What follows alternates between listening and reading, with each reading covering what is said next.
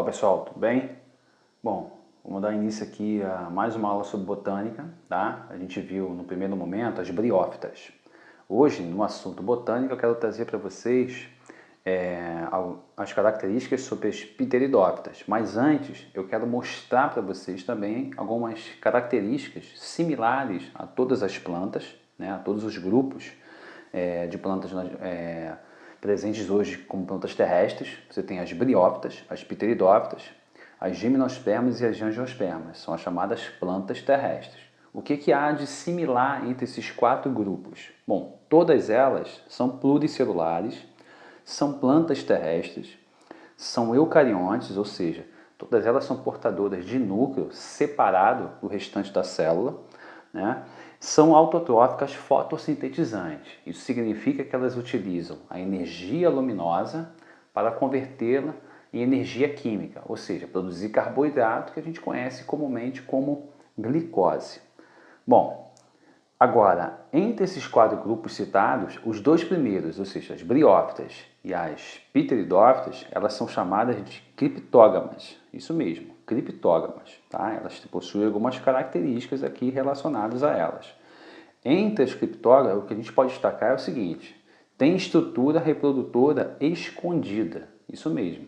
A estrutura reprodutora, ou seja, que vai produzir lá os esporos, que vão originar ali as estruturas mais complexas, elas sempre se encontram encobridas ou dentro, né, de estruturas maiores.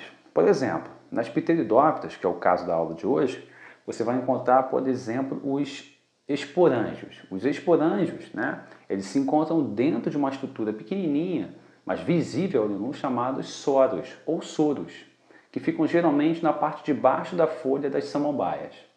Esses soros, dentro dele você vai encontrar esses esporângios, que são bem pequenos, aí são microscópicos. Esses esporângios são responsáveis por produzir os esporos.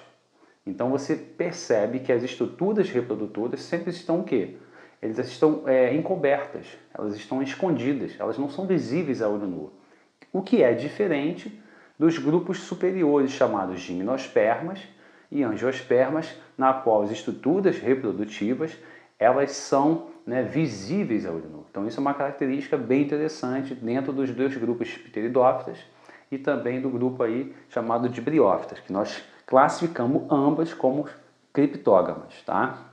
Não tem frutos, tá? No caso das briófitas, assim como as pteridófitas, elas não possuem frutos, elas não possuem sementes e nem flores. São plantas extremamente simples, tá?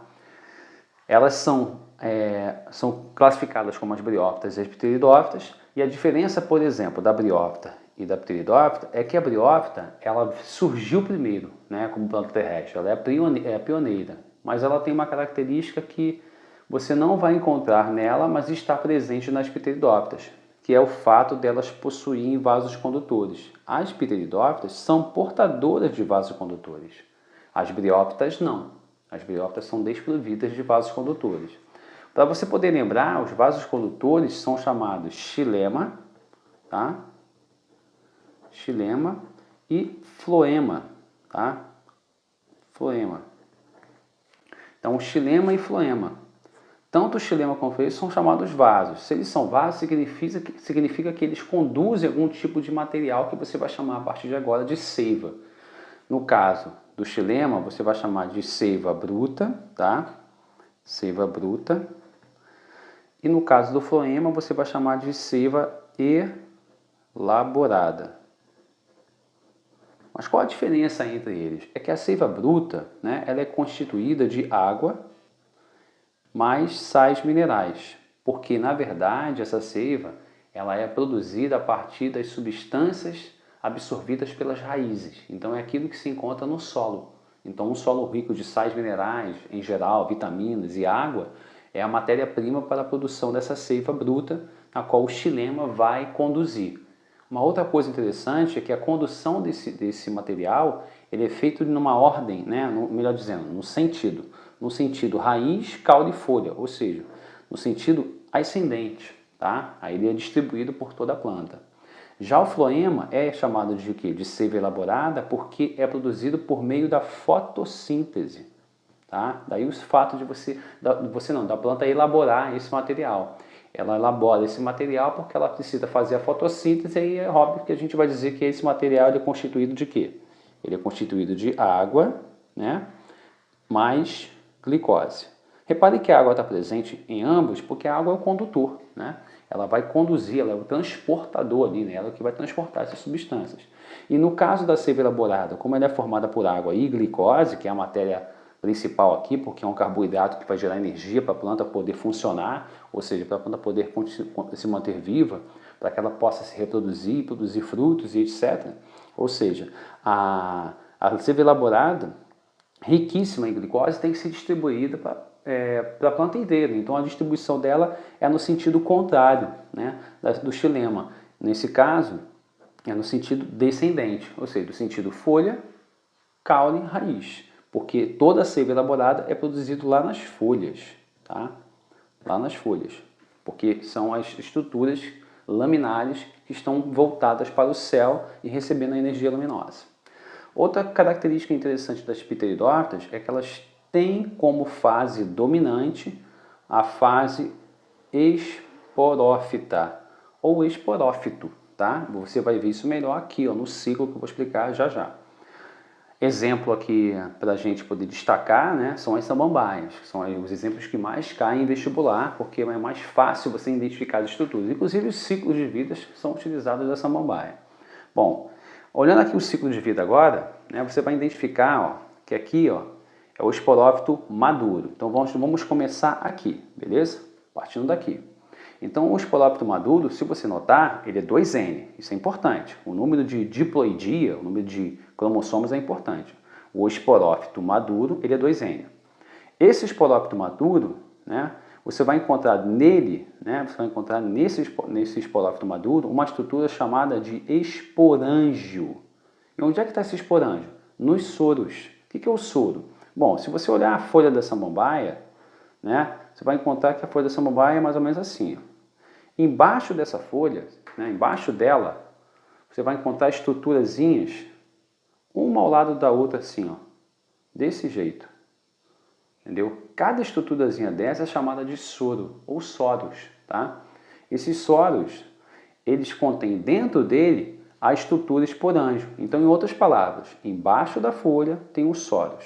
Dentro dos soros, os esporângios. Os esporângios, então, vão produzir o quê? Olha o nome, esporângio e esporo. Só que olha a atenção para a ploidia, para o número de cromossomos. Os esporângios são o quê? 2N. Quando eles sofrem a meiose, tá? Meiose, eles formam os esporos N. Se é uma meiose, divide o quê? Ao meio, certo? Ocorre uma redução do número de cromossomos. Então, os esporângios produzem esporos por meio de uma meiose.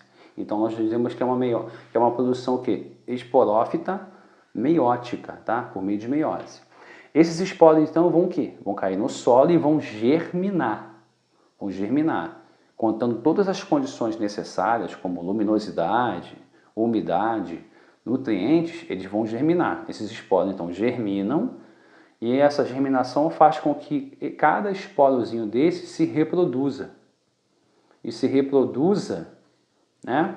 Se reproduza por mitose.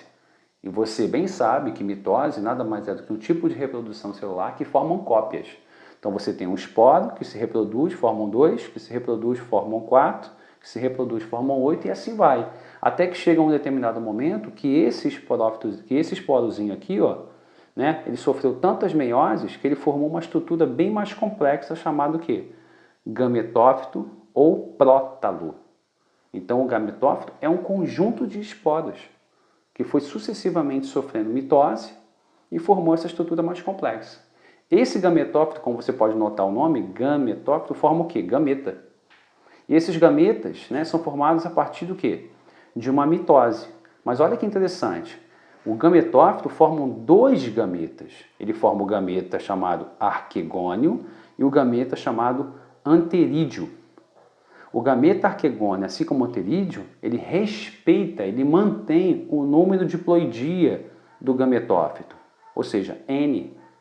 Então aqui você tem um gameta N com mais um gameta N, vai formar o quê? Um zigoto 2N.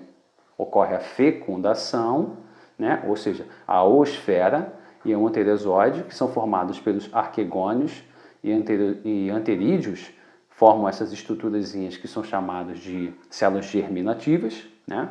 A oosfera feminina, o anterozoide masculino, olha o termo, zoide, né? Lembra espermatozoide. Então, a oosfera, que é como se fosse no mamífero o óvulo, se une o anterozoide, que é como se fosse o quê? O espermatozoide, como ambos são células N, vai formar uma estrutura que é o zigoto 2N.